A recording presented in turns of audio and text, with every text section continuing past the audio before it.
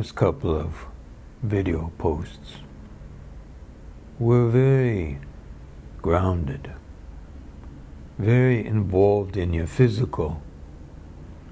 Now I'm going to tell you something that you need to know. Every one of you on this planet right now, in 2010, is going to discover something or come into contact with something.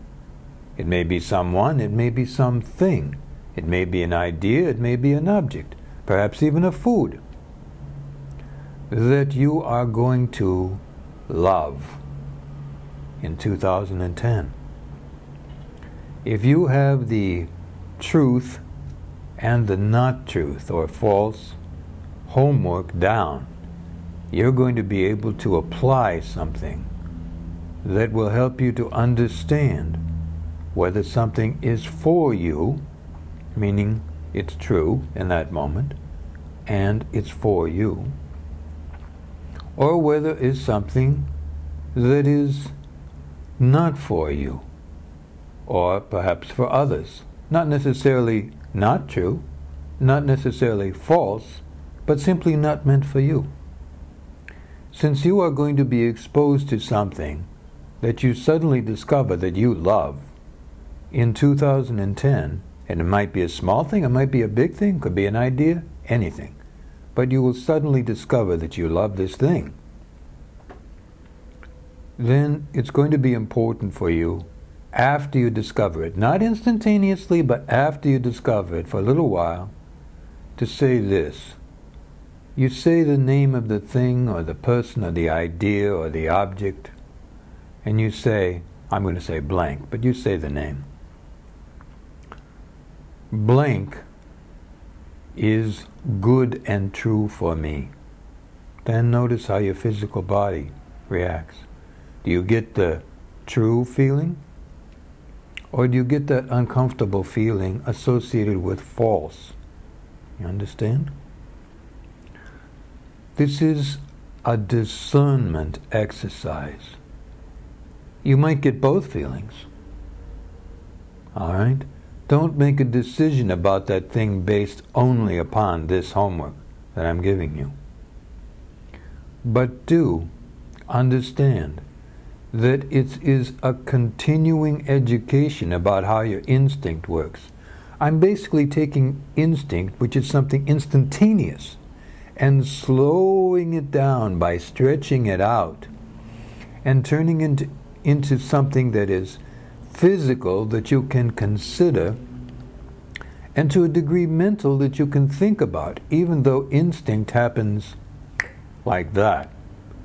I'm slowing it down so you can consider it as a slow process. So when this thing happens that you love, that's what to say. Don't assume, don't make decisions based only on that, but take it into consideration. Then, if that thing is still in your life, in say 2 weeks or even a month, make that statement again. Now you notice I'm putting it into the positive.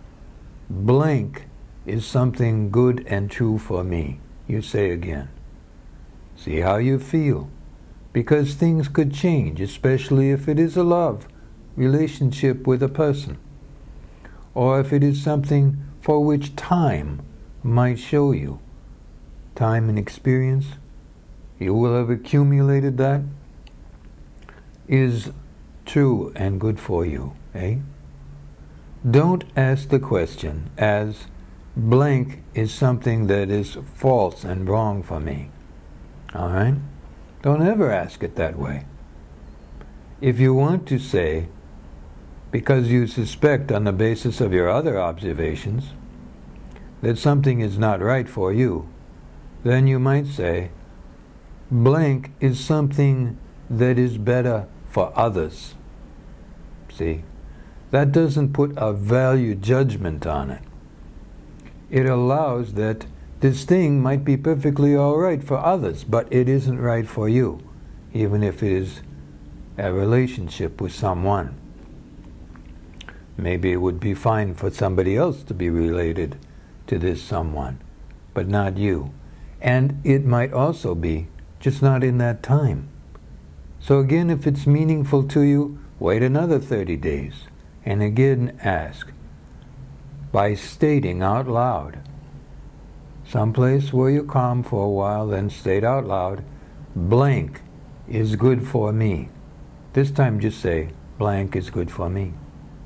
Okay? And see how you feel. Again, if you're not sure, wait another 30 days and say, blank is true for me. With that accumulation, just say it once and notice how you physically feel. See? With those variations, you'll get a pretty good idea whether blank, whatever it may be, is true for you, is good for you, or is meant for others. That's an application of this homework, generally grouped under instinct. Good life.